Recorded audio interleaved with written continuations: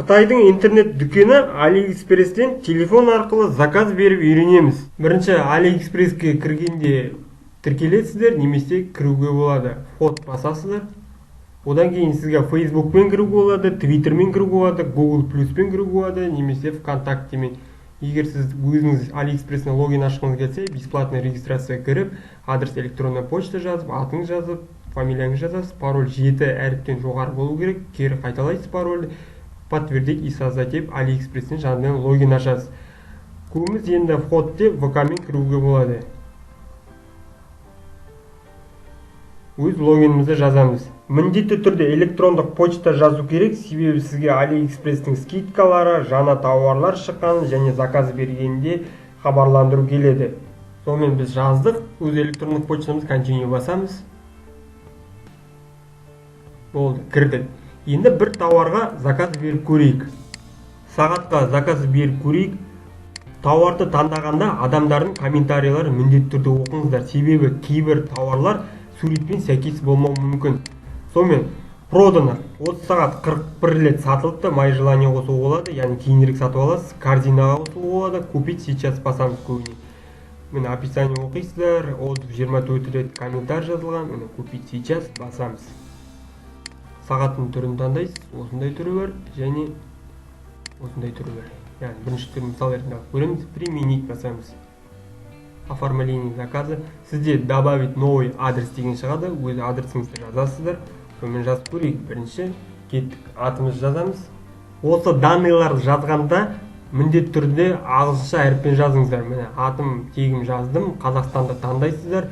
Өз жерге көшеңіз жазасыз және квартираңыз жазасыз.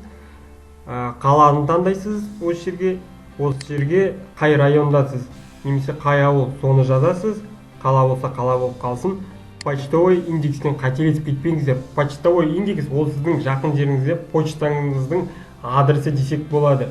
Оны қалай жазу керек екенін үйретіп кетемін. Телефоныңызбен браузерге кіріп, kazindex.ru-ға кіресіздер. Мен сіздерге осы видеоның описаниесіне осы ссылканы тастап кетемін.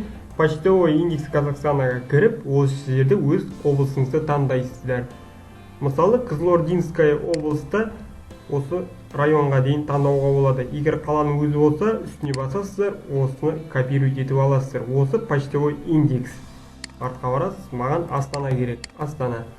Мен мысалы біреуін копировать етіп аламын. Болды.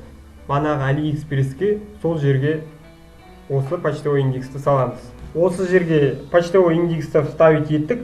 Почтовый индекстен қателесіп кетпеңіздер. Товар сол жерге келеді. Қазпоштаның қысқа телефон номерін төменге тастап кетемін. Сіздер өз қалаңыздың индексін біле аласыздар. Телефон шалу тегін. Телефон номеріңізді жазасыздар осы жерге. Сохранить басамыз.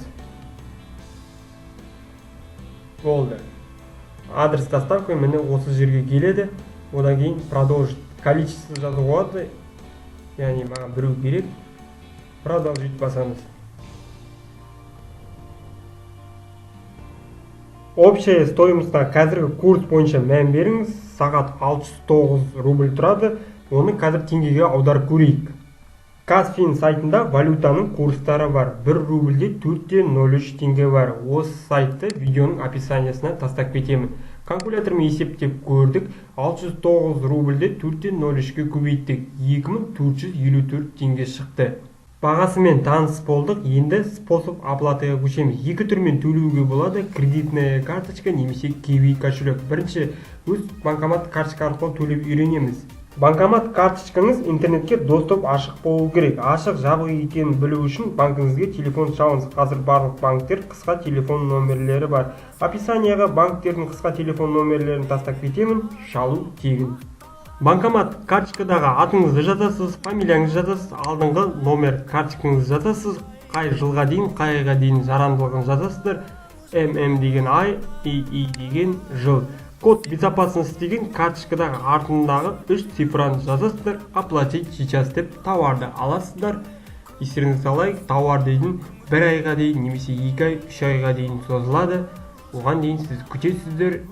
Енді Kiwi кошелекпен төлеп көрейік. Kiwi'дің үстіне басамын.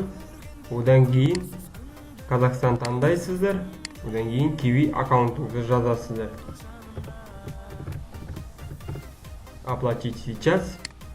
Бірден айтып кетейін, сіздің киви счетыңызда долларлай ақша болу керек. Егер сізде теңгедей ақша болса, онда комиссия алады. Енді теңгедегі ақшамызды долларға айналдырып көрейік. Менің киви счетымда 16.620 теңге бар. Оны долларға айналдыру үшін обмен валютаға кіреміз. Обмен валютаға кіргеннен кейін валюта платежа дегенге USD таңдаймыз, яғни ақш долларын. Одан кейін со счета 16.620-ны таңдаймыз, яғни өз теңгемізді. Қанша доллар керек сізге? Мысал ретінде, мысалы маған 4 доллар керек, яғни бана микрофонды алу үшін 4-ті басамын, оплатить. Міне қазіргі курс бойынша 1 долларда 300 теңге бар, яғни былай айтқанда 299,55. Итог оплате 1198 теңге алынып қалады. Оплатить басамыз да подтверждать етеміз. Болды, енді көреміз. Бізде 4 доллар болды, яғни бұл керегі қазір AliExpress'тен төлегенде бірден доллар алынады, сізде комиссия алынбайды. Теңгемізді долларға аудардық, телефонымызға сообщение келеді, соны осында жазамыз, продолжить басамыз. Оплатить. Платеж принят в обработку, отслеживать его состояние вы можете в отчете. Болды. Төленді. Көптеген тауарлар бір айдан кейін келеді. Кеше мен портмені алдым, тауар қазпочта келгенде сізге телефонға хабарлама келеді. Жеке куәліктің оригиналы, копиясы, адресная справка халық қызмет көрсету орталығынан аласыз. Тегін А4 қағаз шығарып береді. Оны қазпочтаға бересіз, сол жерден тауарды тексеріп алыңыздар. Мен портмені алдым, жақсы, яғни суретке сай, подтвердить получение басам. Егер мен алған портменім суретке сай болмаса, открыть спор арқылы продавецпен сөйлесемін. Подтвердить получение басамын. Өз қалауыңыз бойынша пікір қалдыруға болады. Сау болыңыздар, біліп жүремін каналына жазыңыздар, лайк басып қойыңыздар.